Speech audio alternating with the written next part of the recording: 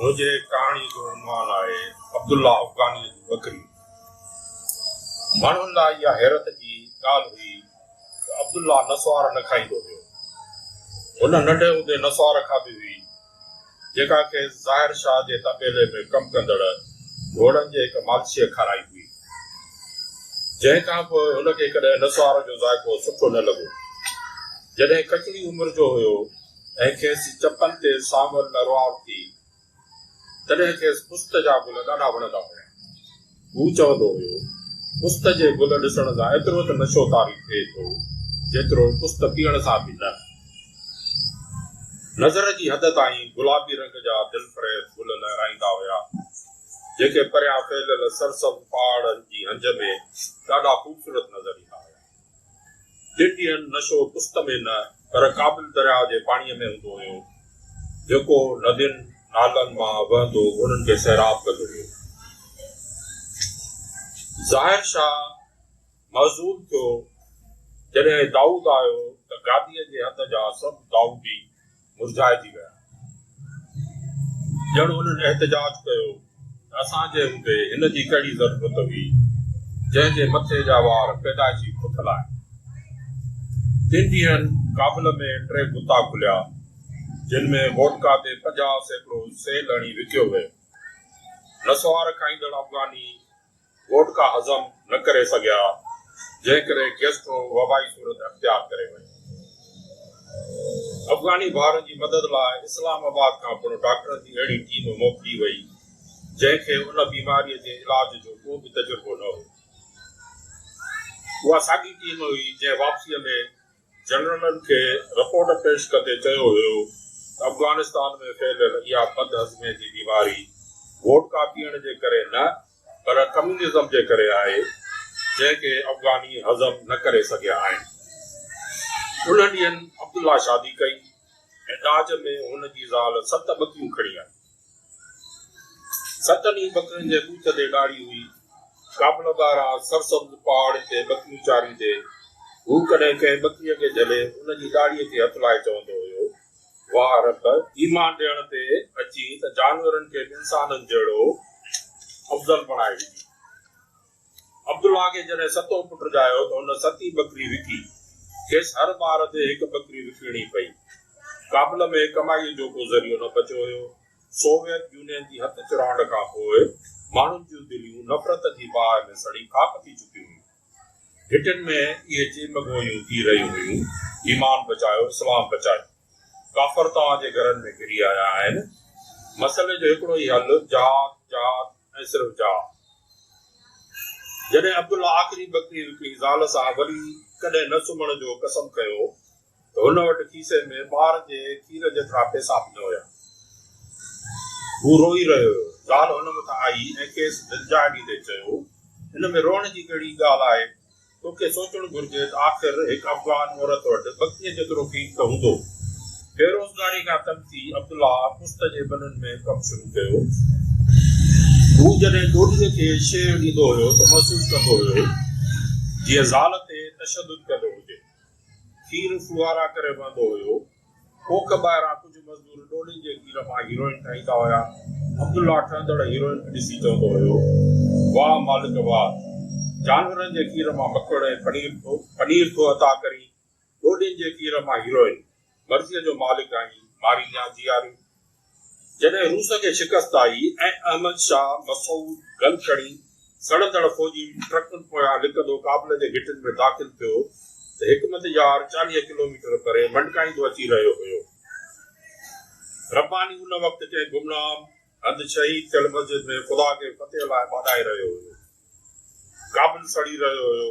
अहमद शाह मसूद जॾहिं सदारती महल में घिरियो त कामरेड नजीब रूसी सिफारतखाने में पनाह वठी परेशानीअ जी हालत में कोट जा बटण खोले हिकु नंढड़ीअ टेबल ते वोडका जा ढुक भरे क्यूबा जो अणखुटंदड़ सिगार पी रहियो हुयो।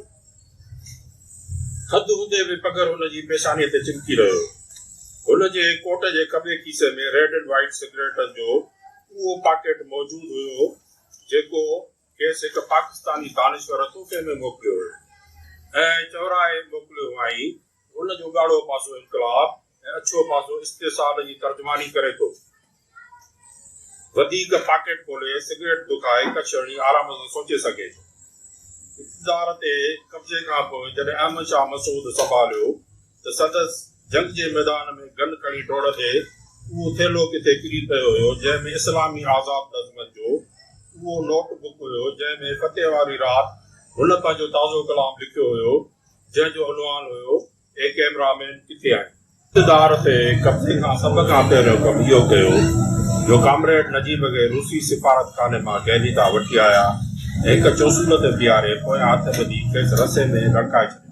ॾींहंनि अख़बारुनि में कामरेड नजीब जो तख़्तेदार ते जेको फोटो शाया थियो उन ॿियनि शरारती माण्हुनि सां गॾु कामरेड जे सिगरेट छिकींदड़ लाश पोयां जेको मुर्कदड़ नौजवान बीठल हुयो उहो अब्दुल्ला जो वॾो पुटु हुयो जंहिंजो नालो अब्दुर्रहमान हुयो। उन खां अॻु जंहिं वक़्तु मौलवियुनि रूसी सिफारतखाने ते कब्ज़े जी कोशिशि कई हुई ऐं हर तरफ़ खां गोलियुनि जी ॾे वठि थी रही हुई उन वक़्तु अब्दुल्ला जो उहो पुटु नंढनि ॿारनि सां सिफारतखाने ॿाहिरां चितन रांदि खेॾी रहियो। गोलियूं हलंदी रहियूं ऐं उहे चितन रांदि खेॾंदा रहिया। उन रांदि उन वक़्तु बंदि कई जॾहिं हिकु हुजूम अॻियां बडाड़ी वारा कामरेड खे गैलीदा ॿाहिरि वठी आया। कामरेड धिकनि थाबनि में छेड़ खाईंदो अॻिते वधी रहियो हुयो। उनखे चौसूल ते सदारती महल आॾो बीहारे कंहिं बि आख़िरी ख़्वाहिश पुछण खां सवाइ पीचीअ में रसो विझी सट ॾेई लड़काए बीह रहिया। कामरेड ईअं अखियूं ॿूटियूं जीअं खेसि निंड अची वई हुजे। काफ़र हिकज कम्यूनिस्ट रशी बेज अब्दुल्ला जे वॾे पुट हुनजे खीसे भरिसां वञी जॾहिं तलाशी वरिती त हुन मां रेड एंड वाइट जो पॉकेट निकितो।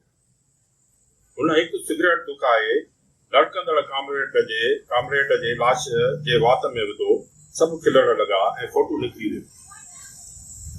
अब्दुल्ला जे वॾे पुट अब्दुर्रहमान पूरा 9 सिगरेट पॉकेट सुधा पंहिंजे खीसे में लिकाया। उहो पीउ खां अखि बचाए बकरियुनि जी हुन वाड़ में वियो जिते हाणे फोलुनि खां सवाइ कुझु बि न बचियो हुयो। हुन पॉकेट मां सिगरेट कढी दुखाए चपनि में विझी सूटो हणी धुओं छॾियो त धुओं नासूं हणंदो जारे खां ॿाहिरि निकितो। अब्दुल्ला उहा बू सुञाणे वियो इहा कुफर जी बू हुई जेका सोवियत सिपाहियुनि जे वात मां ईंदी हुई। हू उथियो ऐं अब्दुर्रहमान जे मथां वञी बीठो। इहो मूंखे ॾे नाफ़रमान औलाद हुन चयो। सॼो ॾींहुं वतीदो रुलंदो ऐं काफ़रनि जूं शयूं वापराईंदो। हुन पुट खां सिगरेट वठी टुकर टुकर करे ईअं उछलाया जीअं सोवियत यूनियन ज़रा ज़रा थी वियो। हिकु ॾींहुं हुन 7 ई पुट मुला उस्मान जे मदरसे में दाख़िल कराया ऐं घणे अरसे खां पोइ हुन सां मिलण वियो त हुनजी हैरत जी का हद न रही। संदसि पुट तेज़ीअ सां जवान थिया हुया। उन्हनि जे चहिरनि ते कारियूं ड्रिगियूं दाढ़ियूं हुयूं ऐं उहे मज़हब सां गॾु विढ़ण जी तरबियत बि हासिल करे रहिया हुया जीअं सोवियत यूनियन खां पोइ अमेरिका खे बि मात ॾेई इस्लाम जो ग़लबो क़ाइमु करे सघनि। जॾहिं तालिबान जी हुकूमत क़ाइमु थी त उन्हनि खे सुठनि उहिदनि ते फ़ाइज़ कयो वियो। उन्हनि हवाले इहो कमु कयो वियो त चोरनि जा हथ कटीनि, ज़ालिनि खे सरेआम संसार कनि ऐं पुस्त जा गुल नास कनि। अब्दुल्ला जा 7 ई पुट जॾहिं वापसि मोटिया त उन सभ खां पहिरियों पुस्त जा फ़सल नास कया। उहे ॿनिनि में घिरिया ऐं लठियुनि सां ख़ूबसूरत गुलनि जी जेल भञी विधी। अहिड़ो हाल ॾिसी अब्दुल्ला उन्हनि खे रोकियो। अड़े छोरा, इहो ई त आख़िरी रोज़गार बचियो आहे। तव्हांखे उन लाइ पढ़ाइनि त मोटी अची पीउ खे बेरोज़गार कयो। 9/11 खां पोइ अमेरिका हमिलो कयो। हिकु ॾींहुं हुन जा पुट घर न मोटिया। हुन ॿाहिरि वञी ॾिठो 7 ई पुटनि जो रतु पियो हुयो। हुनजे पुटनि जा लाश किथे बि न हुया।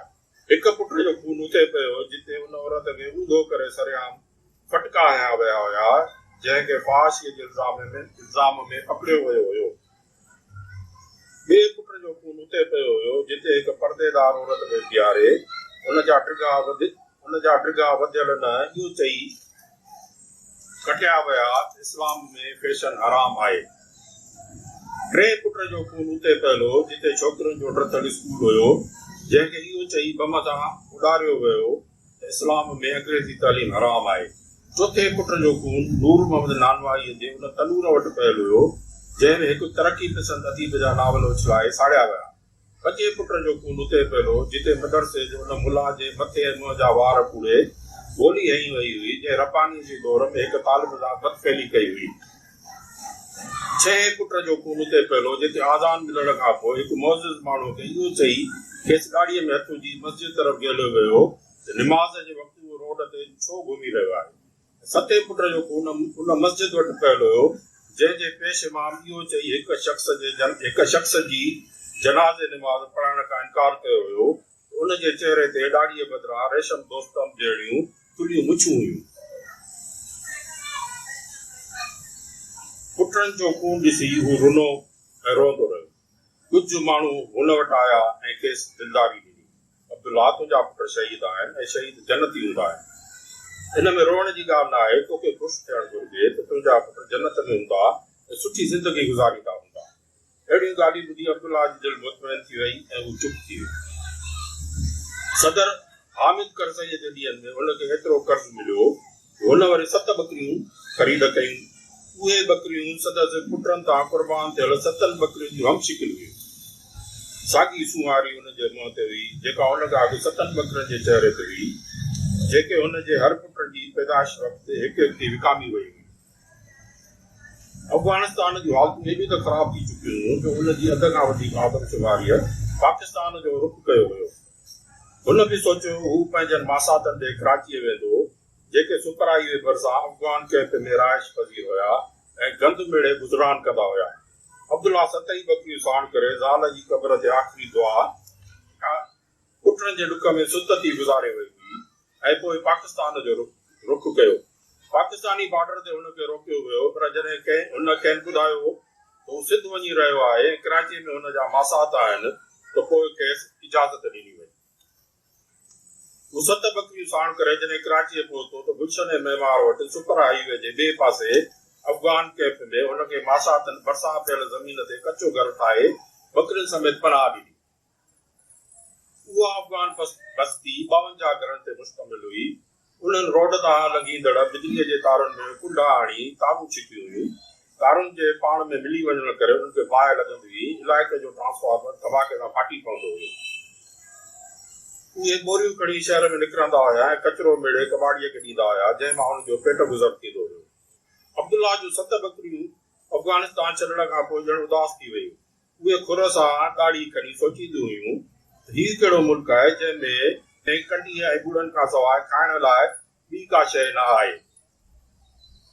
बस्तीअ चौधारी कंडीअ जा वण हुया ऐं सुकल ॿूड़ा जेके बकरियूं सिंघी थोरी लाम खाई वरी चुप करे वेही रहंदियूं हुयूं।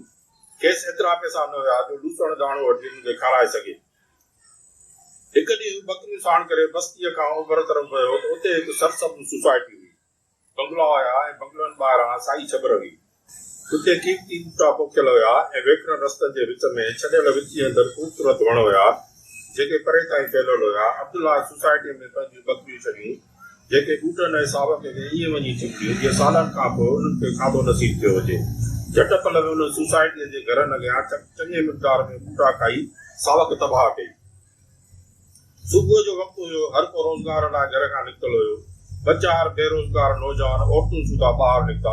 उन्हनि पंहिंजा तबाह थियल बाग़ीचा ॾिसी वठी रड़ियूं कयूं। अड़े बकरियूं कंहिंजियूं आहिनि, उन्हनि खे हटलियो। बकरियूं ट्राह खाई हेॾां होॾां भॻियूं। अब्दुल्ला लठ कराए उन्हनि खे ईअं हुश्करू ॾियण लॻो जीअं खेनि खाइण खां मना कंदो हुजे।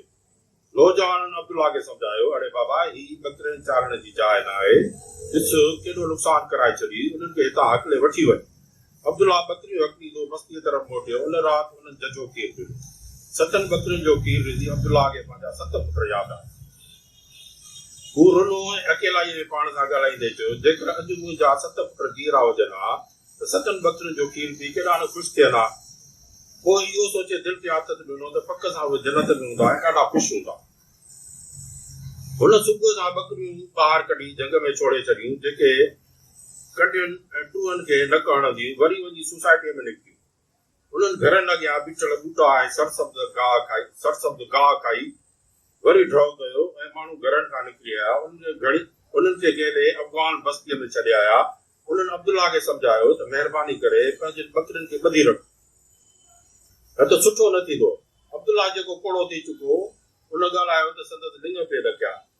भाई धरती अला जी आहे, हुन चयो, गांव आहे, बकरियूं त खाईंदियूं न, जानवर आहिनि, उन्हनि खे केतिरो रोकिया। जिते अब्दुल्ला जूं बकरियूं सोसाइटी जे वणनि ऐं ॿूटनि खे नुक़सान पहुचाईंदियूं हुयूं, उते गंद मेड़ींदड़ अफ़गानी को ख़ाली घर ॾिसी उन में टपी पवंदा हुआ ऐं कीमती सामान चुराए वेंदा हुआ। हिक गॾिजाणी में सोसाइटी वारनि फ़ैसिलो कयो छो न चौधारी भित कढराइजे ऐं इन्हनि आफ़तुनि खां आजो रहिजे। उन लाइ तकड़ में चंदो गॾु कयो वियो ऐं सोसाइटी जी चौधारी भित कढाई वई। उनखे उत्तर ऐं ॾखण पासे दर विझराया विया। दरनि ते चौकीदार विहारिया विया। चौदीवारीअ खां पोइ कुझु ॾींहं सुकून जा गुज़रिया, पर पोइ वरी रड़ पई। मुंहिंजा ज़ैतून जा वण। भिटी नंबर 4 वारे रब नवाज़ सूमरे चयो, मुंहिंजा नारेलनि जा बूटा। ब्लॉक 5 वारे मेमण चयो, मुंहिंजा केलनि जा बूटा। ब्लॉक 3 वारे सोलंकीअ चयो, मुंहिंजो चीकुनि जो वण। ब्लॉक 1 में रहंदड़ दीवान चयो, मुंहिंजा लीमनि जा बूटा। भिटी नंबर 7 वारे जोखे चयो। सभु गॾु थिया। जांच कंदा जॾहिं चौदीवारी जो ओलह वारे हिसे में पहुता, उते भित में वॾो सुराख हुयो। सम्झी विया उहो सभु उतां थियो आहे। ओस्तो घुराए सुराख खे बंदि करायाऊं। बस्तीअ वारनि वटि मिंथ मेड़ करे विया ऐं चयाऊं, मियां नालो अथव रब जो, असां मिसकीननि सां छो वेर विधो अथव? अफ़गानी न मुड़िया। 2 ॾींहंनि खां पोइ वरी भित में सुराख हुयो ऐं बकरियूं सोसाइटीअ में घुमी रहियूं। नेठि हिकु ॾींहुं छा थियो, उहा 9/11 जी 3 वर्सी हुई। अब्दुल्ला जूं बकरियूं वापसि न मोटियूं। हुन भित जे सुराख मां वञी सोसाइटीअ में ॾिठो। 7 जाइनि ते रतु पियो हुयो। बकरियुनि जा लाश किथे पिया।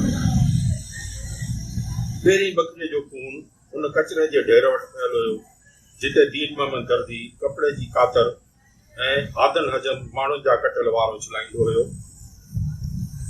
ॿी बकरीअ जो खून उन धिके वटि पियल हुयो, जिते करीम बख्श कासाई जे घर अॻियां